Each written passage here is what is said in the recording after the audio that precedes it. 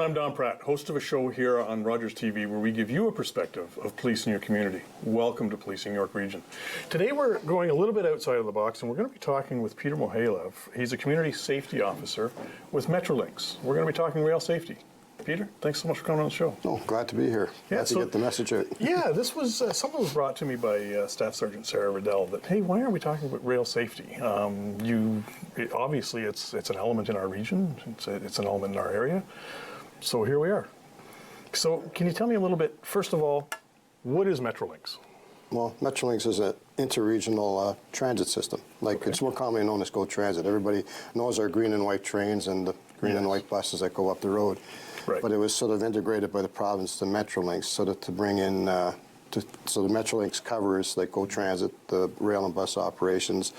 It covers off the Presto system, covers off the Union Pearson Express and the new Eglinton line that we're working on. Sort of it's the extension. The extension. Right. Okay.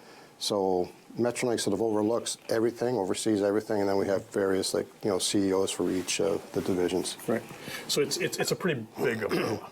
Right? It's very big, yes. So for the purpose of today's show, we're talking primarily about the rail side of what you do.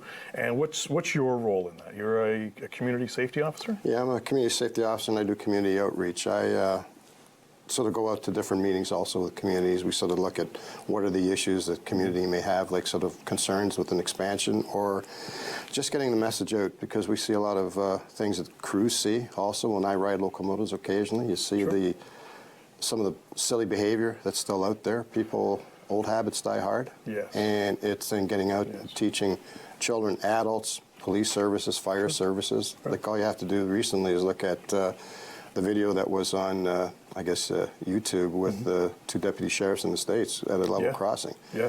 That he was lucky he walked away with minor injuries, but that could have been very devastating. Absolutely. So it's sort of getting that awareness out there that, it's not just children that are trespassing or doing silly things at crossings, but professional drivers, everyday driver, bus drivers, sometimes school bus drivers. We want to make sure that we have zero incidents that occur. I don't call them accidents because accidents can be prevented. I have to agree. Yeah. Accidents are preventable, right? Actually, I'm just to start off the safety message, I want to run into a video that we have, and this is from one of your engineers. Yes. So we'll just take a quick look over that video.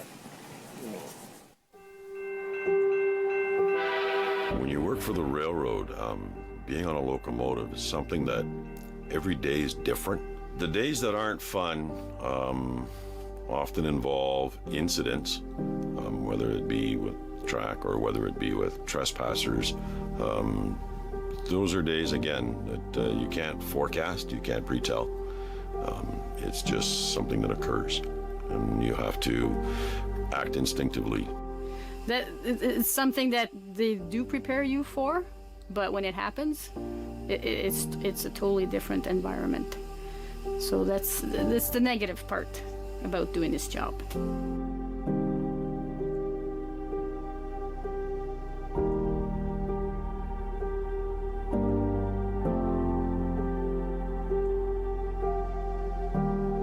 I did have a fatal incident, and it involved a 79-year-old male.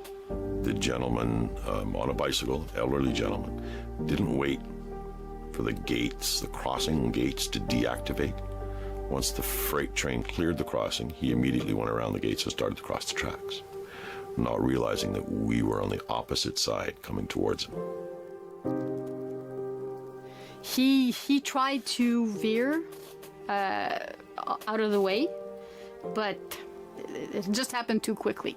He wasn't able to avoid the train, so he was hit. I went back to the crossing accident to attend to the scene. When I got back to that crossing, the gentleman was obviously a very avid cyclist. His pants were secured so they couldn't get caught in the chain. He was wearing a helmet. He was wearing a proper jacket. He was wearing safety glasses. Why, with all this safety gear going on, why did he skip the one safety item that cost him his life? I'd want to know why he treated that gate, that crossing light, any different than he'd treat a traffic light. why did he treat the train tracks any different than he would treat a busy road? I'd just like to understand his thought process. Why? He did not pass on impact. He did pass in an ambulance on the way to the hospital. Those ones kind of stick more in your head because it shouldn't have happened. It should not have happened. That image stays. That image is forever burned into your psyche. Over time, the image does fade, but it never goes away. It's a part that you carry with you for the rest of your life.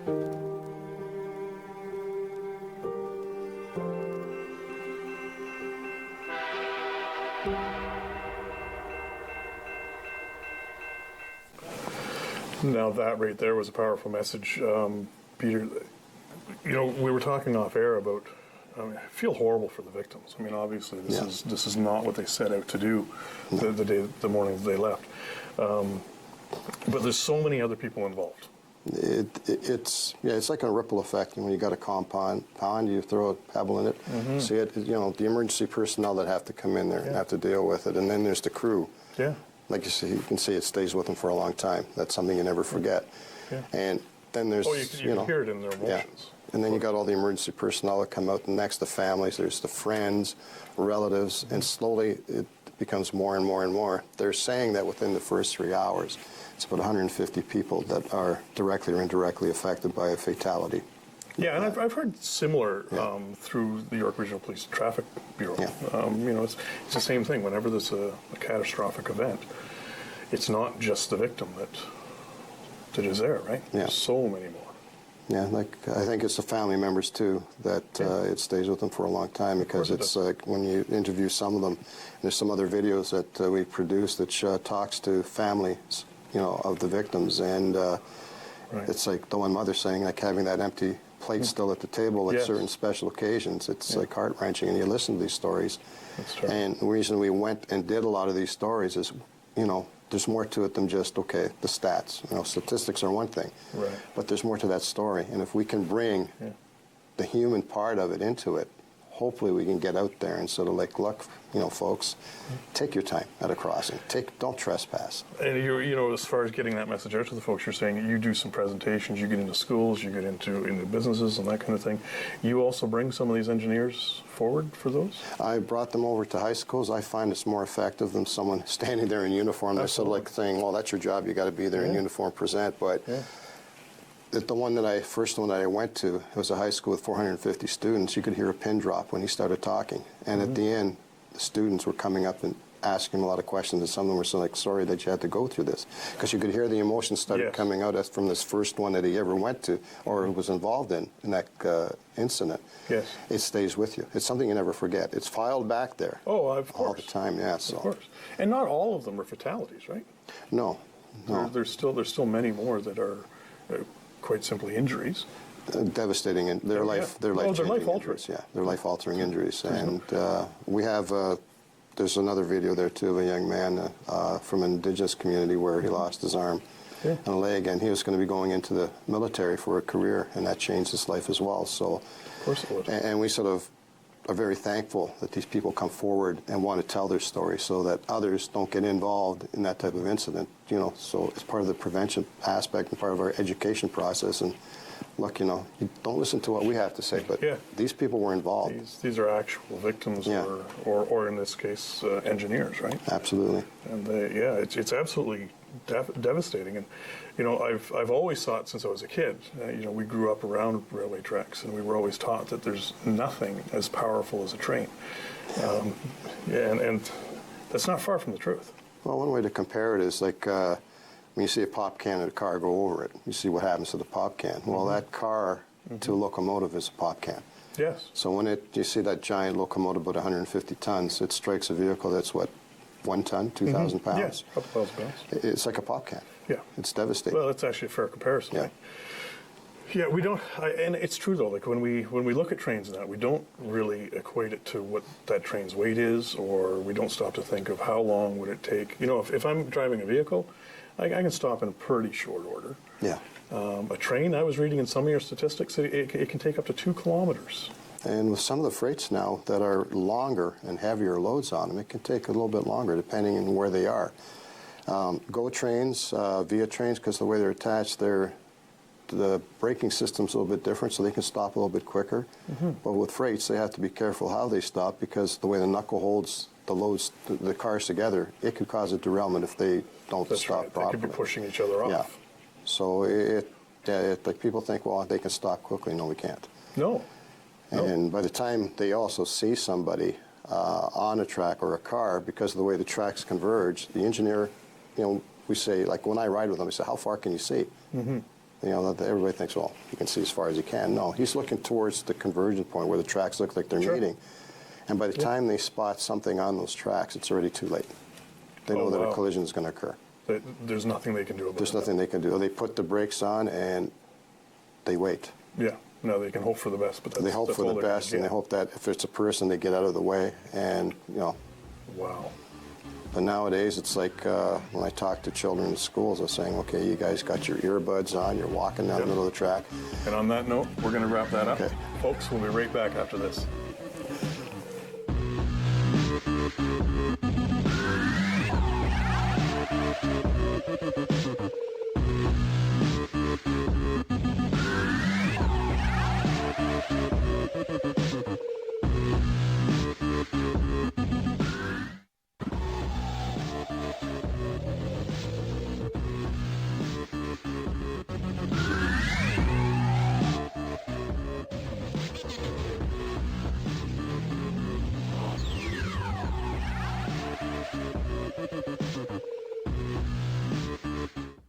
Welcome back, everyone, as we continue our conversation about rail safety in our community. And Peter, we were talking about some of the effects unfortunately, of catastrophes, right? And they do happen. And you're right; they're not accidents; they are avoidable.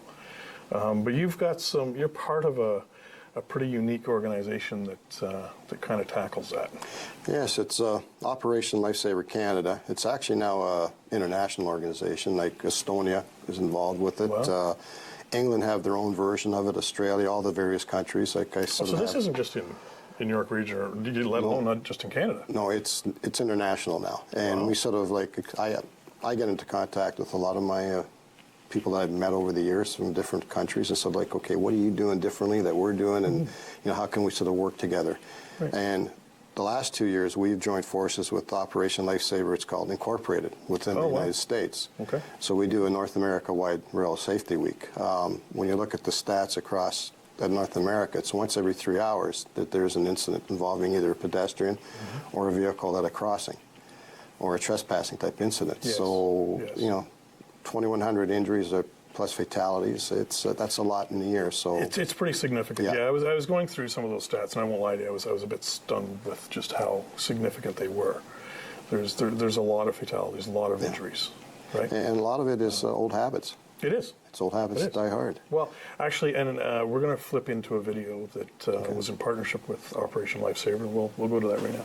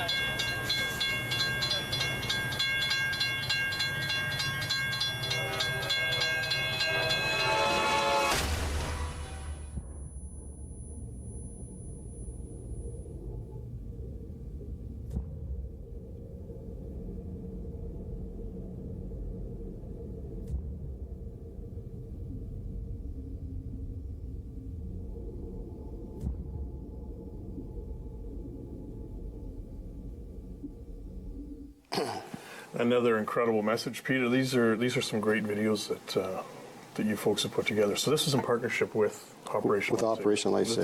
This is an organization you've been a part of for some time. I've been a part of it for 29 years. Okay, so you've been there for a little while. Been there for a little while. So, and I also sit on the National Program Review Committee, Okay. where we get together like by either in person in Ottawa or by a lot of teleconferencing nowadays, and we sort of review our program. How can we improve it? What should we be tackling next? We're looking at mental health issues aspect of it because Sure. that's part of it. Yeah. How do we deal with it? We, on a national level, we sort of deal with all these issues together. So then the program with Operation Lifesaver is delivered. We have about 10 committees across the country. Like I chair the Ontario Provincial Committee for Operation Lifesaver, and get quite heavily involved. There's videos you can see and doing things. We have a lot of partnerships that we work with. And Yeah, it's- that's what I've been learning as I learned a bit more about Metrolinx and your role. There is a lot of partnerships. Ministry of Transportation, work very closely with them. They're great partners to work with the road safety aspect, like crossings, trucker awareness, make sure, like, if you can't fit at a crossing, don't commit type of thing, don't get caught in it.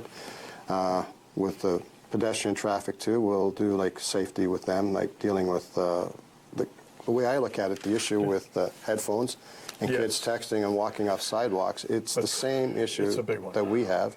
And so just bringing that awareness, like don't be doing this. Yeah, don't be be aware heads of down. what's going around you.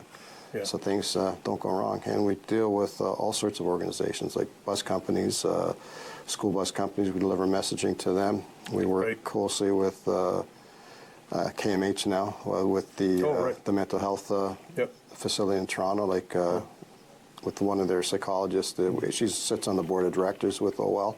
Okay. And there's so much involved. There's Sure. a lot of things that sort of come together so that we put in that mixture and try to get that message out there. It's a challenge. And it's great to see that you do that kind of messaging right now.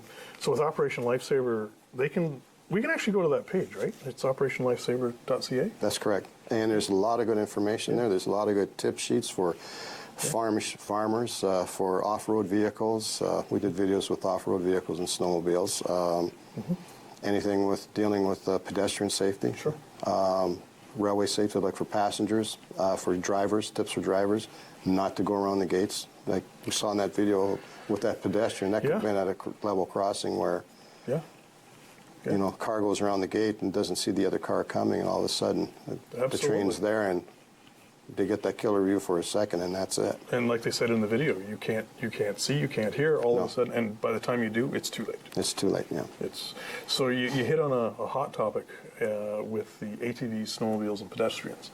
Especially in this area. Yes. So, well, first of all, going to these web pages, going to Metrolinx.com or to project or operationlifesaver.ca, there's a lot of tips, a lot of rules, a lot of do's, a lot of don'ts. Yeah. And one of the ones that really points out at me is, don't just stay off the tracks. Stay off the sides of the tracks. Stay off the service roads of the tracks. Exactly. That's all railway property. You're trespassing. You're breaking the law. Yeah, and there's some pretty stiff fines for that. Yes, there are. There can be. Right.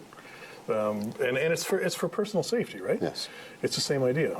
Somebody out on a snowmobile, you're not going to hear it trained. Yeah. See, our sort of mission with Operation Lifesaver it's first of all, we're going to educate. Yes. We want to educate the public about railway safety and, don't do these things because the dangers that are involved. Second part is engineering. When we do expansions in that, how are we engineering everything to make it safer? And then last and the least that we want to do is in the enforcement part. We'd rather educate first before just here's your citation and you're on your way. Like, let's have a conversation. Why are you doing this? Sure. Here are the dangers that can be associated with it. Like everybody says, well, I'll hear the train coming. No. No. No, you won't. No, you won't. Especially in a scenario like with that last video where there's two or multiple tracks. Yeah. One train's just exiting. That's all you're hearing. Yeah. You're hearing the bell on that one train and you're not going to hear the other one. No. And if you got earbuds on, like everybody does nowadays, that's a big issue. It's a very scary scenario, right? And like we said earlier, I believe we made mention of it, it's over 100 people a year killed in Canada. Yeah. Right? That's a significant number. And North America wide, that's 740. And I call it 740 knocks on the door that police don't want to make. It's not. No. It's not. And some of the simple things that we can do to avoid these tragedies are slow down, right? Slow down, pay attention. As you're coming up to a crossing, you don't have to stop, but sort of just be aware. Yeah. You know, gates are mechanical, things can happen. Yeah. They're well maintained. I'm not going to take anything away from the railroads. Oh, no, of course not. But it's, just be aware. You know, it's really no different, and we've had traffic safety officers on here repeating this time and time again. It's no different than if you're at a red light and it turns green. You still look both ways, Oh, absolutely. right? Yeah. You don't just assume that there's nobody coming, and it's the same with the train. Yeah. I would never just assume to fly over a set of tracks just because the gates aren't there. Well, personally, like, because of the years I've been doing this and what I've seen, even in the wintertime, I'm slowing down a bit. It could be a stormy night, windows go down. My wife's getting a little upset with me because she's getting snow on her, but I said, hey, it's worth it. For a couple seconds of getting cold and getting a little bit of snow on you, it's not going to hurt you, and we go through safely. So Yeah. it's just being that awareness. Yeah, It's not exactly. being paranoid, it's just being careful. No, just being safe, right? Absolutely. It's just being safe. You know, when we talk about railways and crossings and that, it's a staggering number how many railway crossings there actually are across Canada. It's about 40,000. Yeah. There's a lot. And some of them are private, too, where our issues are with private crossings, too, with like farms. Oh, We want to make sure that they'll have crossbucks on them. But Right. we want to make sure that the farmer is also that keeps sort of an eye out for trains also. Oh, We've had a couple of I wasn't aware of incidents, that, even at Bradford, near King City, yeah. where a dump truck was going through for a farmer, and he didn't see the train coming, and the collision occurred. Luckily, no one was injured Yeah. or lost their life. But it was a brand new dump truck, and the poor trucker, he lost his dump truck. The truck's gone, yeah. The truck's gone. Wow. So, but it's that awareness too. Like, we do have the private crossings. No, I wasn't aware of that. So you're talking about on a private farm, the railway goes through the farm, Yeah. and they actually have signals there. And we'll have the crossbucks there. We won't put signals in. Right. Oh, okay. Yeah. Okay. So it's their onus to actually Yes. look, right? Okay. So I'm traveling across a roadway, and the lights aren't working. The railway signals aren't working. What should I do? And you've noticed that the train's gone through, the Yeah. signals aren't working. Well, the crew will call that in, but as a citizen, you can call 911. Okay, that is an active emergency. Yeah, that's an active emergency. You can call them and say, look, these signals aren't working. If it's a heavy rail traffic line, we're going to want somebody there. And police can direct traffic until we can and they can contact the railroads easily. Yeah, of course. And then we'll get the crews in that do the repairs and make sure that everything's done properly. Yeah. So, and then in situations like that, drivers have to learn that the signalman now that's standing there, controlling that signal, he's like a stoplight. Right. You've got to obey that. Yes. Yeah, you definitely have to obey Yeah. that. Yeah, he's just there for your safety now. Right? Absolutely, yeah. And I can tell you that I've seen it in a case where I don't know if they were malfunctioning or perhaps they were doing some service work on them, but the gates were staying down longer than what you might have anticipated. And then you see traffic just, I guess I'll just deke around it. Yeah, best thing is to call 911 and get the police out there. Yeah. Like, there's numbers on the back of the crossbucks and on signal boxes, but in that situation, I don't want people sort of getting themselves onto railway property, looking at the back of the crosswalk. No, just and, tell them where you are. Just 911, tell them where you are. And if a car gets stuck on, it stalls, same thing. Everybody out of the car. Don't sit there and wait, hopefully saying, oh, that train's going to see me, it's going to stop. Yeah. I already talked about that. They won't be able to stop. No. 911, get everybody out, stay clear of the car. And you know what, insurance can replace a car, can't replace a life. It cannot, and we say that in all too many circles, right? Yes. It's just simply not. Some of the messages that we have seen up on the screen is they all allude to just slow down or take your time, or that few seconds that you think that you're going to save could end up in catastrophe. Oh, absolutely. Like a 5-minute walk to a level crossing where you can cross safely and legally. Hey, it's good exercise nowadays. We should be walking more. That's fair enough. So where else can we go then with rail safety? I go to schools. We go to safety villages, like with the York region and Durham region. We're very active there. Yeah. I work out of the Oshawa office. I'm very active at the safety village in Durham. Yeah. I'm there twice a week, and Wow. doing presentations, and we do.